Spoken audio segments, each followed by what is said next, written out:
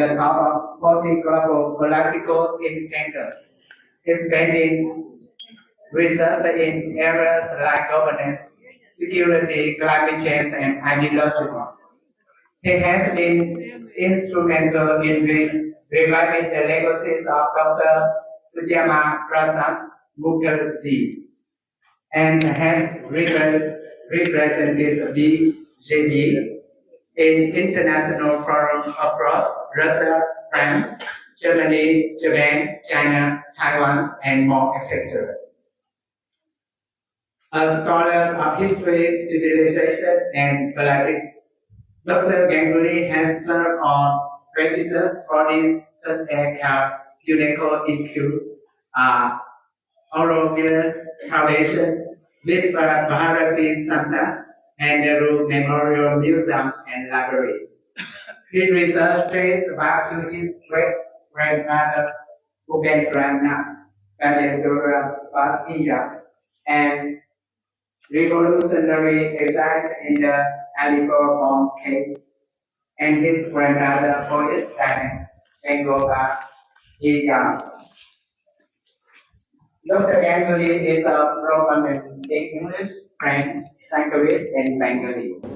He holds a Master in International Relations and a PhD in Education, focusing on theory, European nationalist educational movement. An accomplished author, his book includes Bodhi to and the Bodhi Doctrine and Amrita and the March of BGP. Dr. Ganguly continues to serve in the ideological and policy landscape. Dr. Anirban Ganguly remains a top leader dedicated to intellectual and political discourse, contributing extensively to the nation's ideological and policy landscape. We are really eagerly to anticipate his reflection on Buddhism ethical framework in contemporary discourse. With this great honor, we kindly invite Dr. Anirban Ganguly to share his insight as our most prominent chief guest. And let us welcome our Dr. Anirban Ganguly.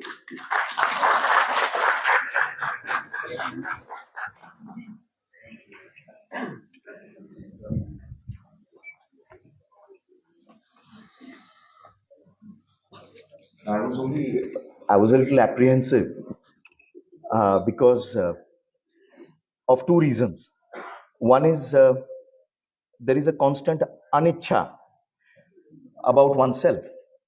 One should not allow so much to be told about oneself. So there is a very clear anicca about it. The other is the introduction of the speaker must not become longer than the valedictory. And therefore, but I'm extremely thankful to you for your so very kind introduction and effort.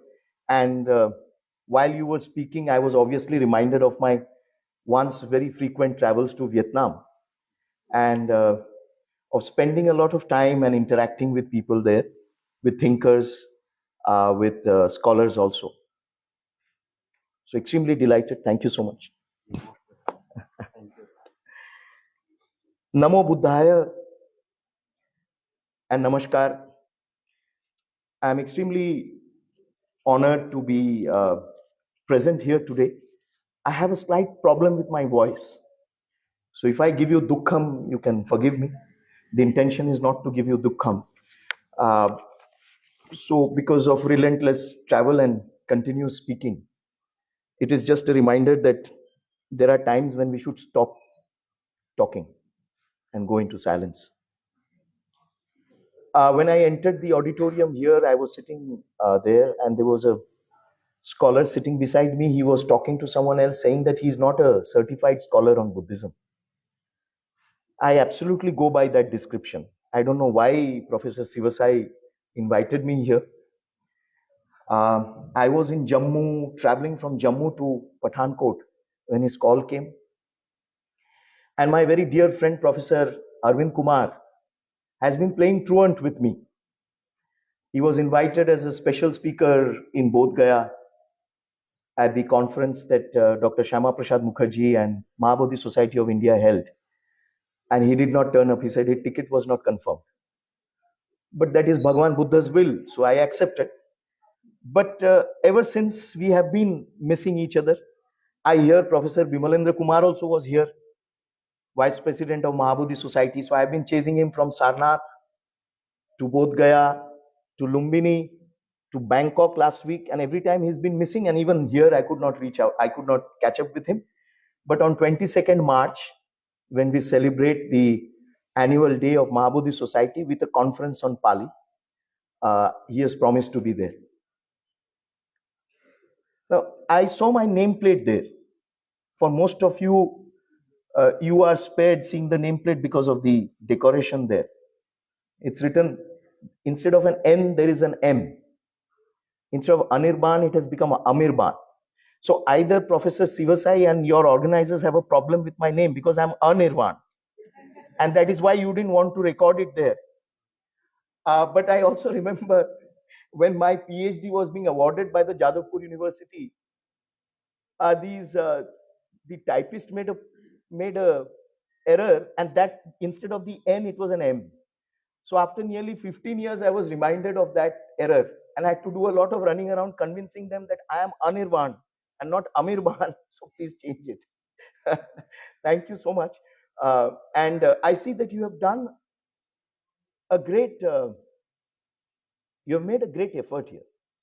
Your entire team, the university, and you have brought some of the most fascinating and impressive minds of Buddhist studies in India together here.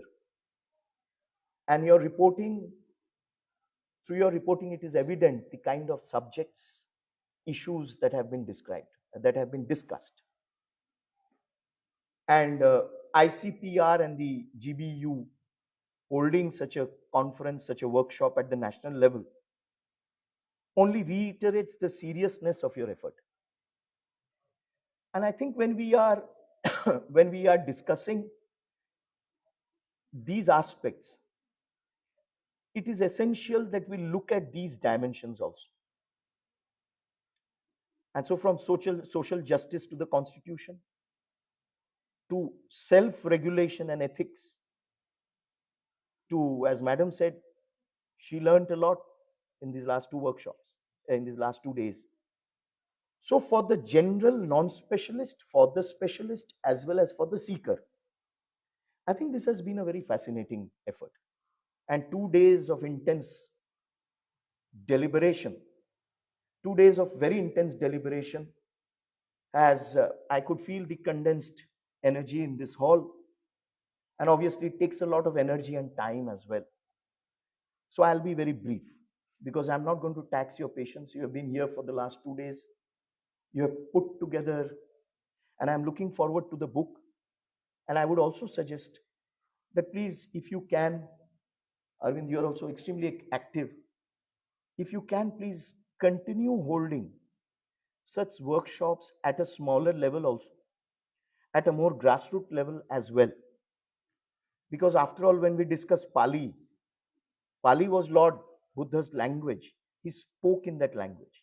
It was the language, it was Loka Bhasha at that time. So it is that spirit, that essence of Loka Bhasha that has to be brought back to this, in this country. On the other hand, I see a number of scholars from across the world who are here. Pali is the language of interconnectedness, is the language of global interconnectedness. We may not understand each other in our language, but we will understand each other through Pali. And therefore, I think it is extremely, ये hall का acoustic बहुत अच्छा है. वो पीछे बैठ के जो बात कर रहे हैं मेरे कान में आ रहा है, तो ये बहुत बढ़िया एक्यूस्टिक है. आप थोड़ा 15 मिनट रहिए, फिर बात कर सकते हैं. हालांकि ये भी मुझे बोलना नहीं चाहिए क्योंकि एकाग्रता और ध्यान, यही तो हमें भगवान बुद्ध सिखाते हैं.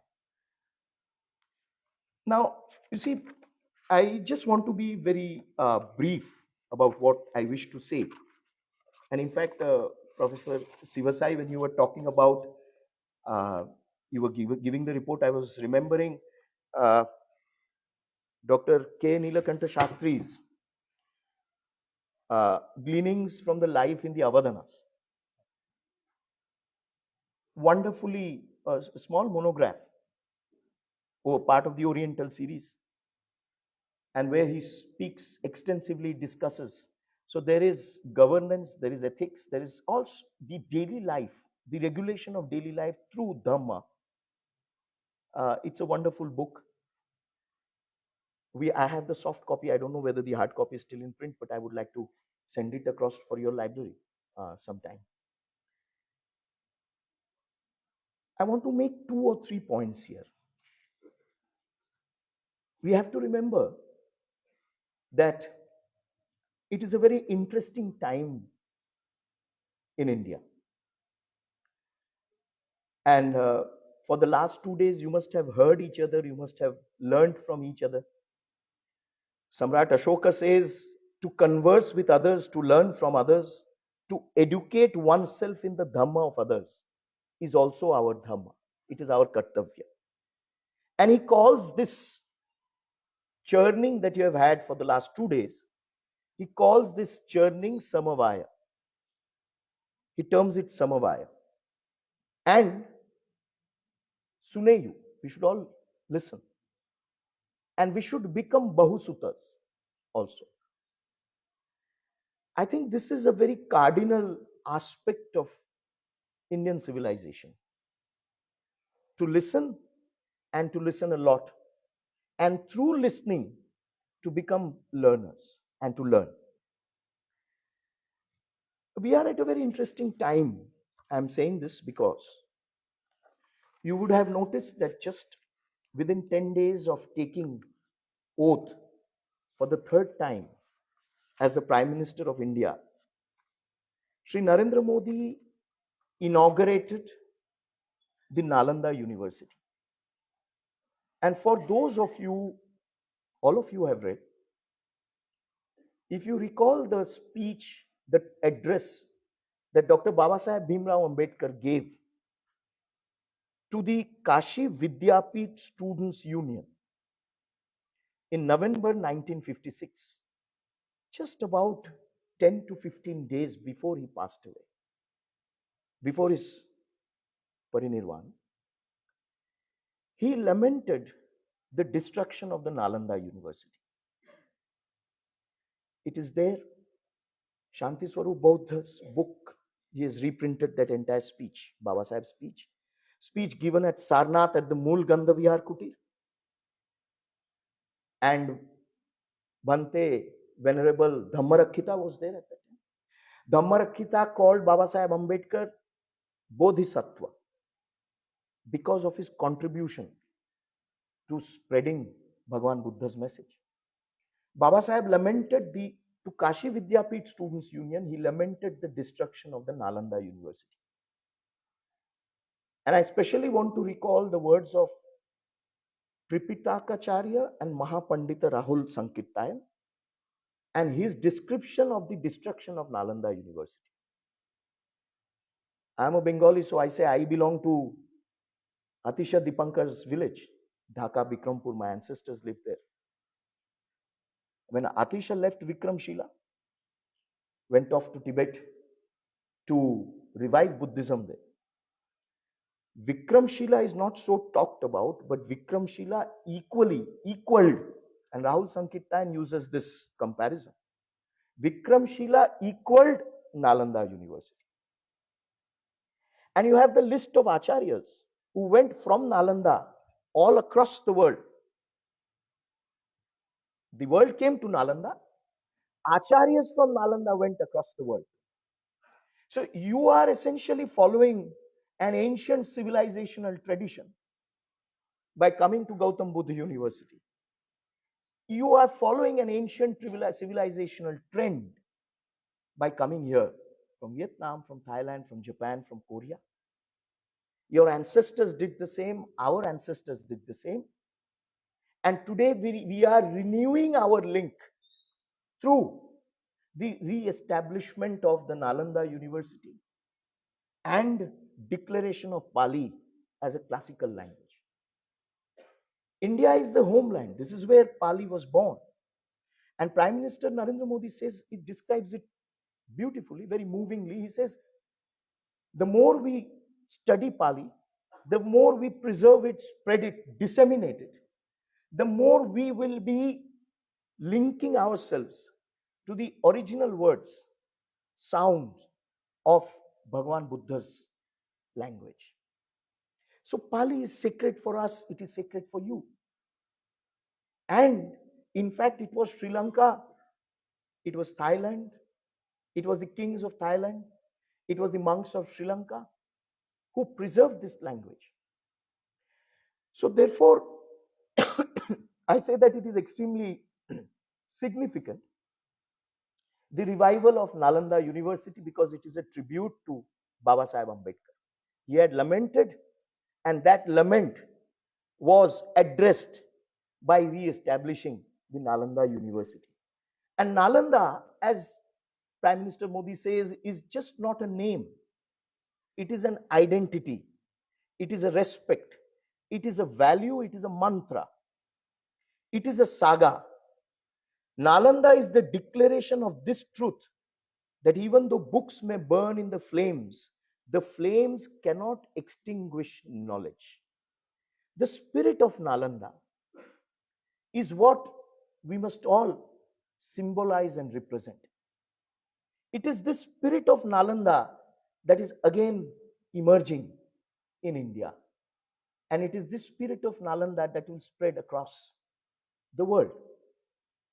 And therefore, there is a certain amount of pride also in this achievement. Friends, Pali symbolizes our shared vocabulary and religious culture.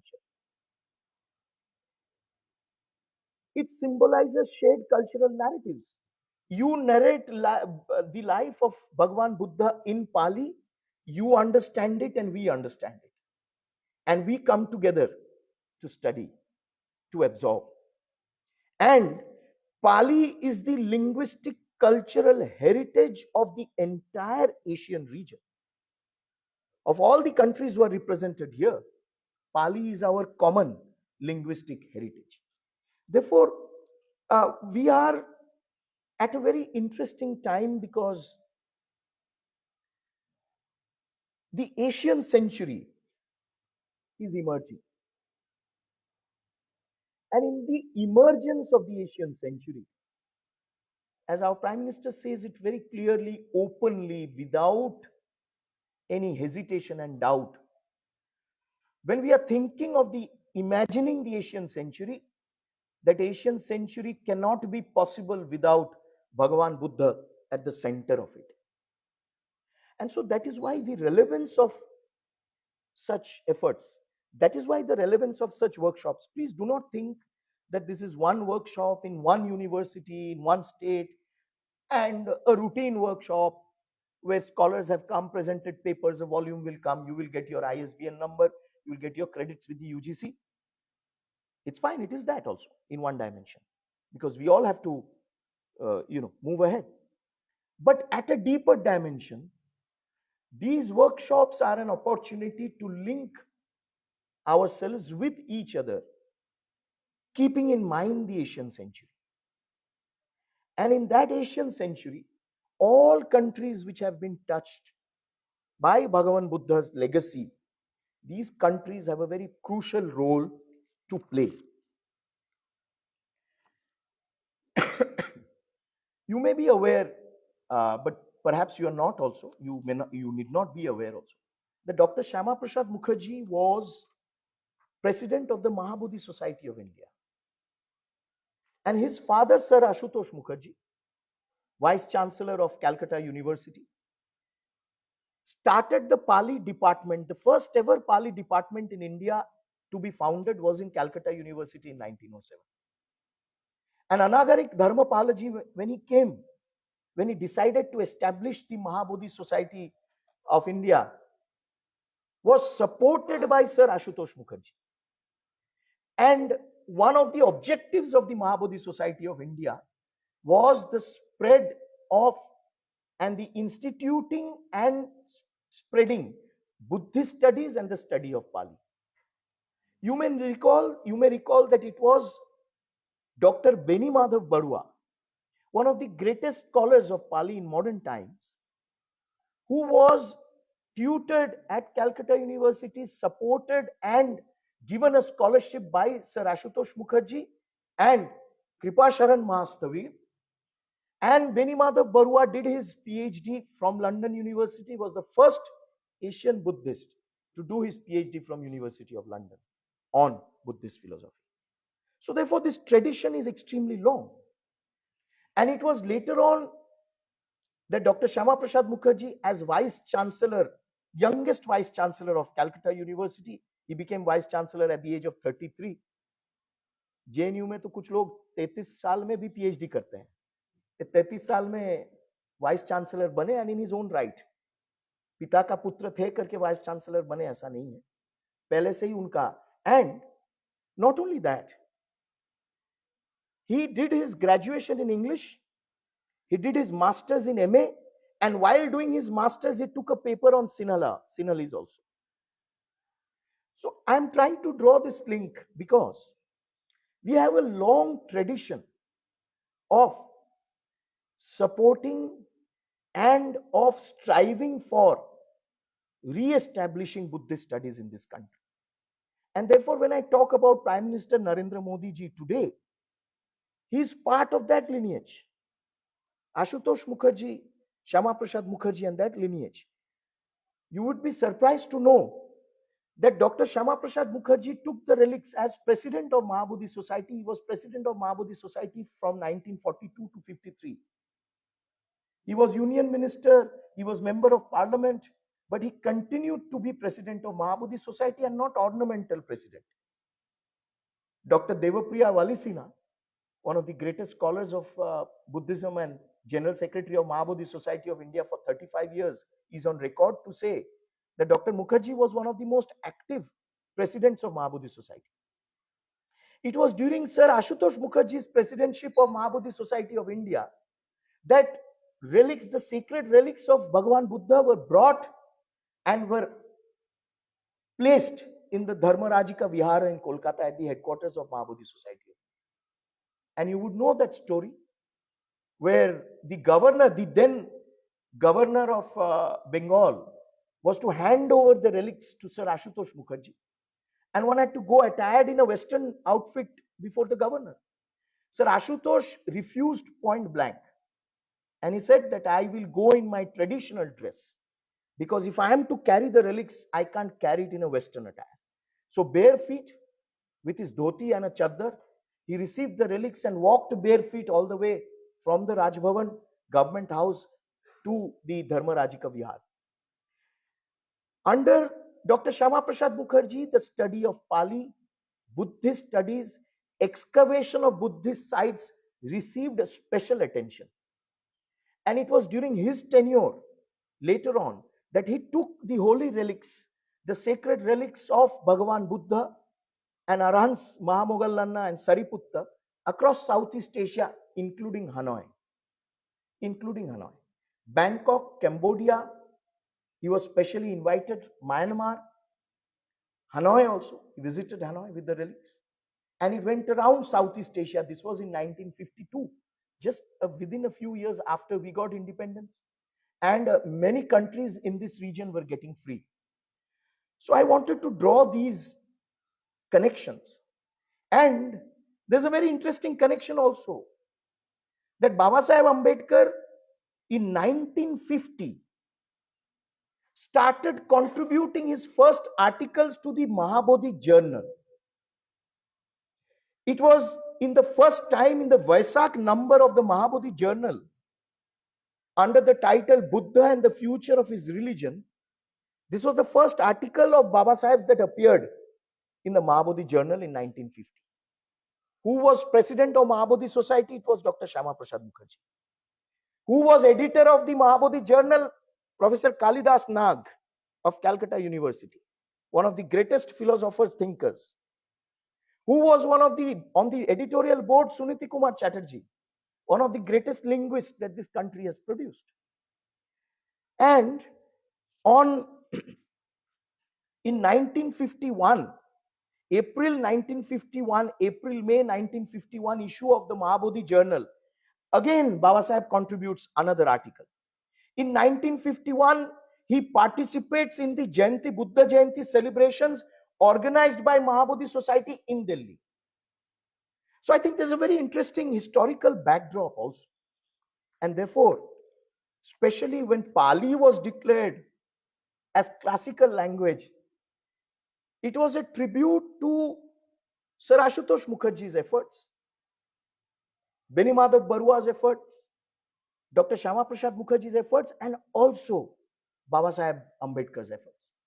After all, Baba Saheb Ambedkar took his Dhamma Diksha in Pali, and his mother tongue was Marathi. So both Marathi and Pali was declared as classical language on the same occasion. So these are very symbolic aspects that I would like, I wanted to point out. Bhadant Anand Kaushalyayan writes in 1956, he has a very interesting write-up on Pali authors.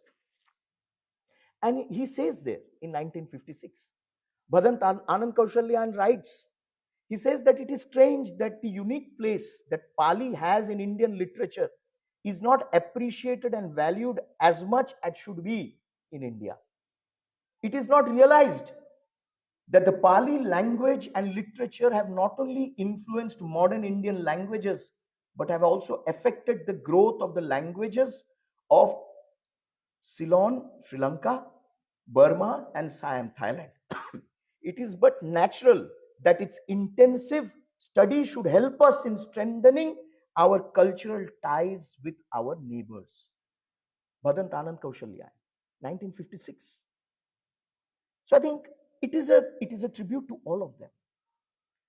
And the more we study, the more we popularize, and I would, urge you to take advantage of the declaration of Pali as classical language, because there are provisions, Center for Excellence, chair, special funding, research, all that. Please explore. UGC has all these. Please take advantage. You have an established Buddhist department in this university, which is very well accepted and well known. So this gives an opportunity to also scale up your Pali studies and Buddhist studies efforts in this university. So I wanted to say, just share this much with you. I need not go into the details of the special focus to preserve Bhagwan Buddha's legacy that is being given in India. Especially this budget has announced exclusively a package for developing all those places associated with the life and times of Lord Buddha. The Buddhist circuit, not only is the Buddhist circuit being gradually developed, connectivity facilities, there is a constant attempt to enhance connectivity facilities. Last year before, first time the Vitasta festival was held in Srinagar, focusing on Buddhism in Jammu and Kashmir. So on the one hand, you have this facilitation also happen. On the other hand, you have the ideational facilitation also happening. I'm just back from Bangkok. We had the Samvad, the International Buddhist Conference Summit was held in India. The Vivekananda International Foundation organized a Samvad, the 5th edition of Samvad, the fourth edition of Samvad, which was started in 2015. Which was started in 2015 by Prime Minister Modi and Shinzo Abe. Not here.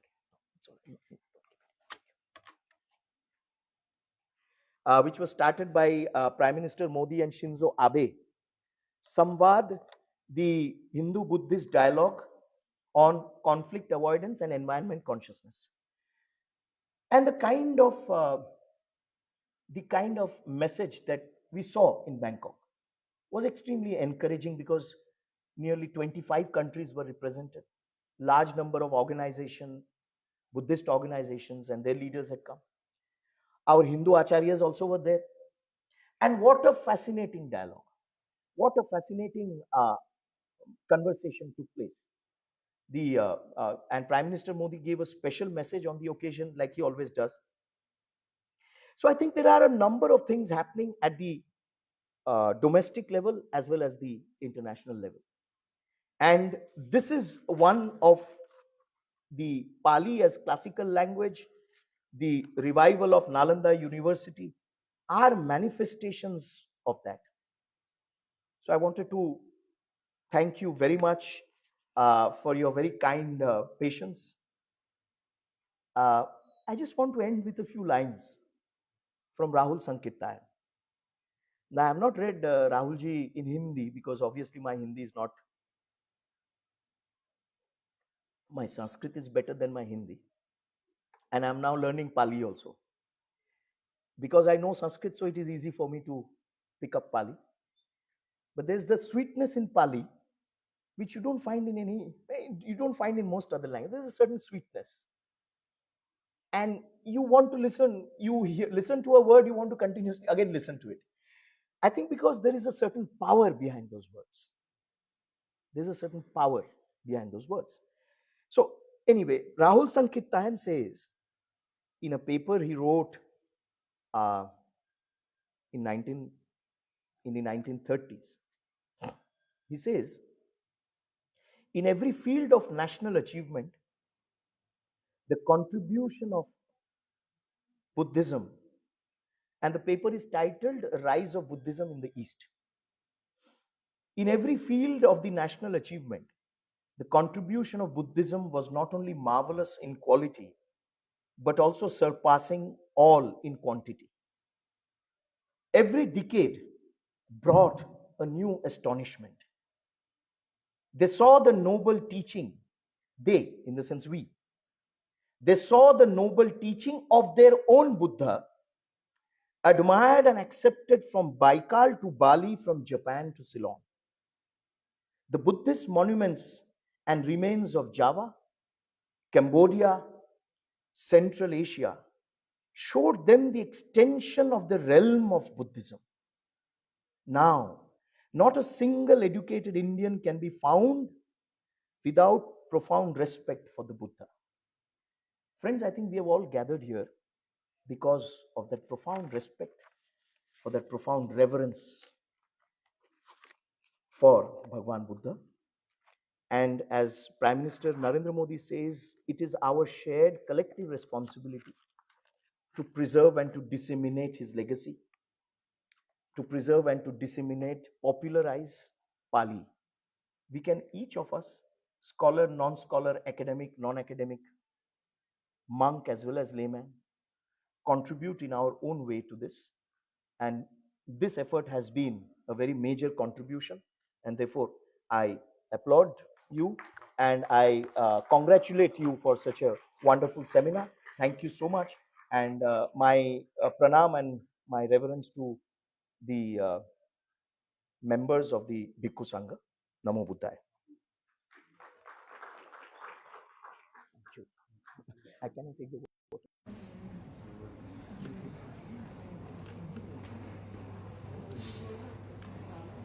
Many, many thanks to you, Dr. Anyone Ganguly. I'm so sorry for my first pronunciation about your name, but I do it from my heart. And truly, you are in our heart. No, your pronunciation was fine. This, I spoke about this. You spoke from your heart, I connected with my heart. Yes, of course, and I pronunciate from my heart, and from here and very right here and now, your names are now available in all our hearts. My name is best pronounced by saying Anirvan. You say Anirvan. More thanks for your sharing, sir. And truly, you are here now with us, and one more time, we are so heartfelt gratitude to your sharing and your warm, kind heart also. And we are so touched with your sovereign guiding us. Your sharing and inspiration interest for us very precious lesson to us to improve ourselves on this very noble path. at the base of the Buddha teachings. And the more we taste the ancient heritage, the more we can light up our bright future that we have. It's